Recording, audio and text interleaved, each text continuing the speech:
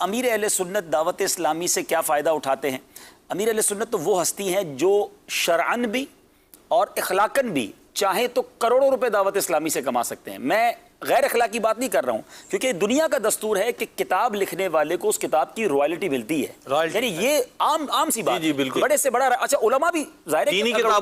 کتابوں پہ بھی علماء کو ملتا ہے، جائز ہے، یہ بالکل جائز بھی ہے۔ علماء کرام ماشاءاللہ بڑی بڑی کتابیں لکھی اور ان کا بعض اوقات یہ روزگار ہوتا ہے اور یہ شرعن جائز اور احسن روزگار ہے، علم پھیل رہا ہے۔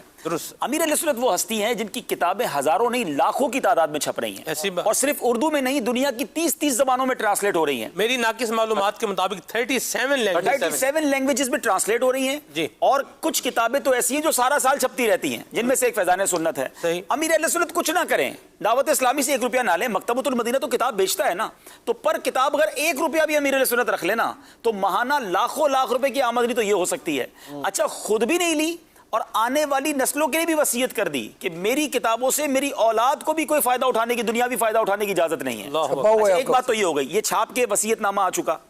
اب دنیا کا دستور ہے کہ چینل پر آئیں، تو چینل پر آنے کے بھی لوگ ظاہر ہے کہ اگر کسی کی وجہ سے ہی چینل چل رہا ہے اور کسی کو لوگ دنیا دیکھنی چاہتی ہے تو پر آور یا وہ کوئی بھی اپنی طرف سے کوئی معاوضہ طلب کر سکتا ہے۔ چینل ایک الگ ڈپارٹمنٹ ہے۔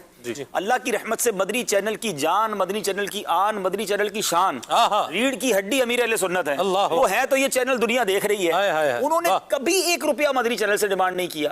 اب امیر اہل سنت کے تقوی کی طرف آتے ہیں۔ امیر اہل سنت دوران سلسلہ مدنی مذاکرہ یا کبھی اسٹوڈیو بھی تشریف لے آئیں تو مدنی چینل کی چائے بھی نہیں پیتے، پیسے تو دور کی بات ہے، چائے بھی ان کے گھر سے بن کر آتی ہے، ان کے خادم چائے لے کر آتے ہیں، ہم نے سب نے دیکھا یہ منظر، بالکل دیکھا ہے۔ یعنی 1 روپیہ بینیفٹ تو دور کی بات ہے۔ میں بچپن سے الحمدللہ دعوت اسلامی میں ہوں،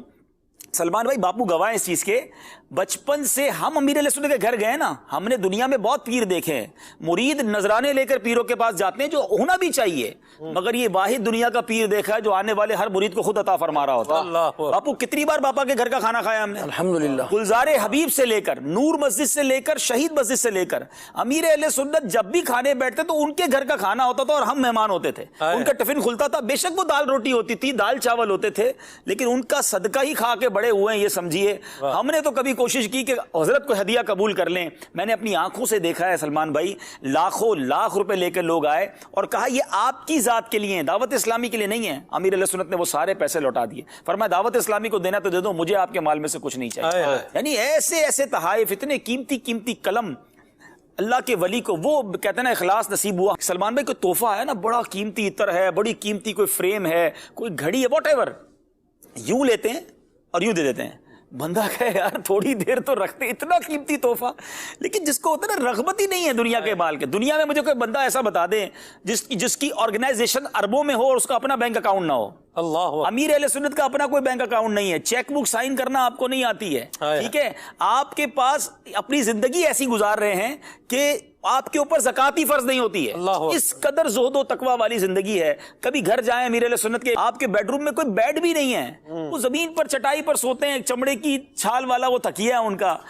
یہ میں تو پرسنلی یہ فیل کرتا ہوں سلمان بھائی کہ آج اتنی تیزی سے جو دعوت اسلامی کو اللہ نے ترقی دی ہے، عروج دیا ہے، جدھر جائیں لوگ آنکھیں بچاتے نا، یہ امیر اہل سنت کی کمائی ہے جو ہم سب کو مل رہی ہے، یہ ان کی دعائیں ہیں، یہ ان کے اخلاص کی خیرات ہے جو آج ہم سب کو نصیب ہو رہی ہے۔ اللہ ان کا سایہ سلامت رکھے اور ان کے صدقے ہمیں بھی اللہ کرے۔ دیکھیں یہاں ان کی ذات ہم سب کے لیے موٹیویشن ہے۔ یقیناً کچھ لوگوں کے لیے ضروری ہوتا ہے کہ ان کا اجارہ کرنا، کہ مسجد کا امام نہیں ہوگا تو مسجد کیسے چلے گی، جامعۃ المدینہ میں استاد نہیں ہوں گے تو جامعہ کیسے چلیں گے، لیکن شاید بہت سارے لوگوں کے ذہنوں میں یہ کانسیپٹ ہے کہ 26,000 چونکہ دعوت اسلامی کے اپروکسیمیٹلی امپلائیز ہیں تو بہت سارے انہوں نے اجیر رکھ لیے، سارا ہی کام تنخواہ سے ہو رہا ہے، تو یہ بہت بڑی غلط فہمی ہے۔